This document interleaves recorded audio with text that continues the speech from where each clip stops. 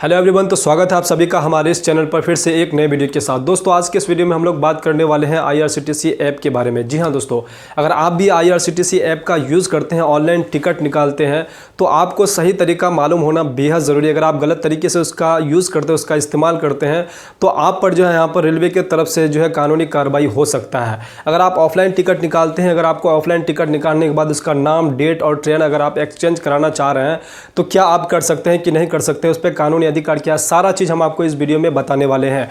मैं उम्मीद करता हूं कि अगर आप इस वीडियो को शुरू से अंत तक देख लेते हैं तो आपका सारा डाउट जो है इस वीडियो से क्लियर होने वाला है। तो चलिए हम आपको जो है सबसे पहला जो है क्वेश्चन, सबसे बड़ा क्वेश्चन है कि IRCTC ऐप का जो है इस्तेमाल करने का जो है सही तरीका क्या है। अगर आप IRCTC ऐप का अगर यूज़ करते हैं तो आपको पता होना चाहिए ये ऐप जो है हर एक व्यक्ति का जो है पर्सनल यूज़ के लिए जो है रेलवे की तरफ से दिया गया है। तो पर्सनल यूज़ के लिए जो दिया गया है, आप महीने में जो है सिर्फ 12 यहाँ पर टिकट बनवा सकते हैं। 12 व्यक्तियों का जो है टिकट बनवा सकते हैं IRCTC ऐप का यूज़ करके। जब भी आप IRCTC ऐप का यूज़ करते हैं, उसमें आपका आईडी जो है यहाँ पर बनाया जाता है और आपको जो सारा डिटेल उसमें आपको भरना पड़ता है आपका, तभी आपका जो उसमें आपका जो आईडी बनता है और तभी आप जो है उससे टिकट बना सकते हैं।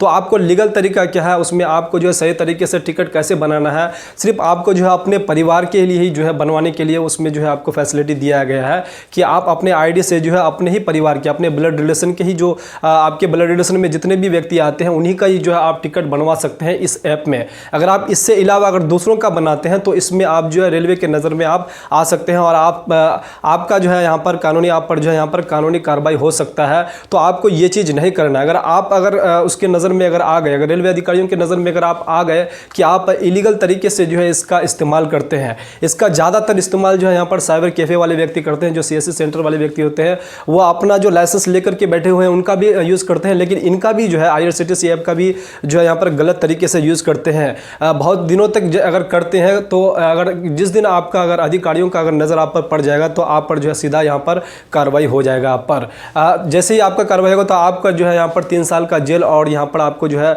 10,000 का यहाँ पर जुर्माना भी लग सकता है। तो आपको जो है इसका सही इस्तेमाल करना आना बेहद ज़रूरी है। आपको सिर्फ अपने परिवार और अपने ब्लड रिलेशन में जो व्यक्ति आते हैं अपने परिवार के लिए ही जो है आपको यहाँ पर यूज़ करना है और आपको जो है यहाँ पर सिर्फ 12 टिकट यहाँ पर मिलता है। तो आपको सही तरीका ये, मतलब आपको यूज़ करने का सही तरीका आपका ये होता है। अगर आप इस तरह से अगर गलत तरीके से अगर इसका इस्तेमाल करते हैं तो आप जो है यहाँ पर आपको जेल भी हो सकता है। तो आपको इस तरह से गलती नहीं करना है। उसके बाद अगर आप ऑफलाइन टिकट बनाते हैं, अगर आप ऑफलाइन टिकट बनाते हैं तो उसमें आपका कोई दिक्कत नहीं है। आप ऑफलाइन टिकट जितना भी हो सके आप उसमें बना सकते हैं। बहुत सारे लोगों का यहाँ पर यह भी क्वेश्चन रहता है कि IRCTC ऐप में जो है मंथ में कितना टिकट निकाल सकते हैं। आप तो 12 टिकट इसमें जो है आप अपना जो है आईडी बनाए हैं, एक आईडी से आप 12 टिकट आप महीना में आप निकाल सकते हैं। उसके बाद आपका दूसरा क्वेश्चन ये रह सकता है कि IRCTC ऐप का जो इस्तेमाल करने पर जो है, जैसे कि यहाँ पर जो कानूनी अधिकार है उसमें रेलवे का जो सेक्शन लगाया गया कि सेक्शन 143 के तहत जो है आप पर कानूनी कार्रवाई हो सकता है। ये लीगल तरीका नहीं है, ये अवैध माना जाएगा।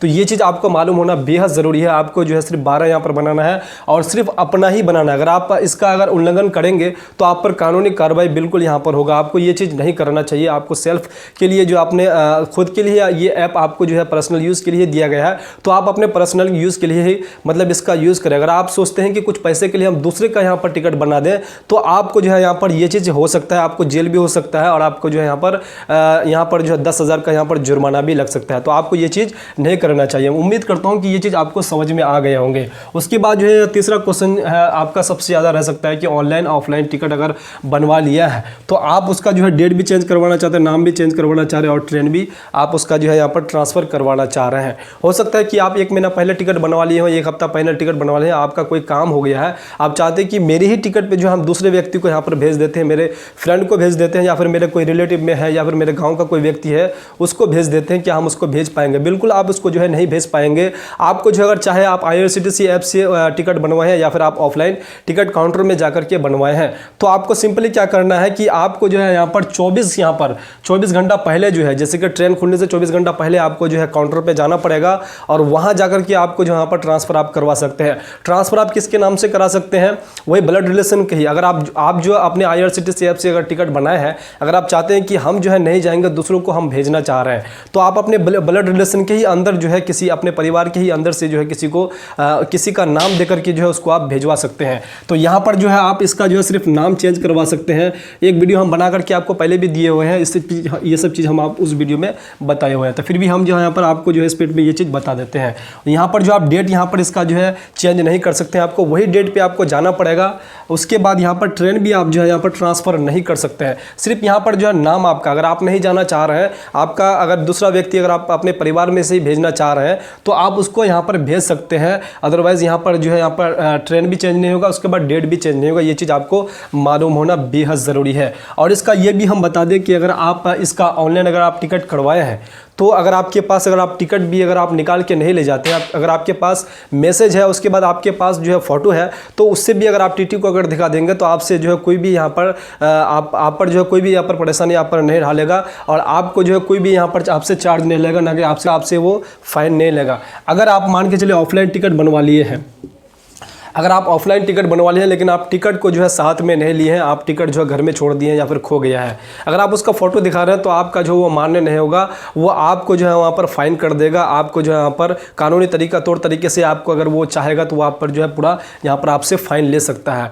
तो आपको ये चीज़ जानकारी होना बेहद ज़रूरी है। अगर आप ऑफलाइन टिकट लेते हैं तो आपको ओरिजिनल टिकट आपके पास होना बेहद ज़रूरी है। अगर ऑनलाइन टिकट लिए हैं तो आपके पास जो ओरिजिनल टिकट अगर नहीं भी है तो कोई दिक्कत नहीं है, आप उसका जो है फ़ोटो से, उसका मैसेज से आप काम चला सकते हैं। ये चीज़ मालूम होना आपको बेहद ज़रूरी है। उसके बाद ऑनलाइन ऑफलाइन काउंटर में जैसे कि 24 घंटा पहले आपको तो यहाँ पर कोई भी टिकट आप जो है ट्रांसफ़र करवा सकते हैं किसी के नाम से, या फिर आप उसको जो है आप कैंसिल अगर करवाना चाहते हैं तो करवा सकते हैं।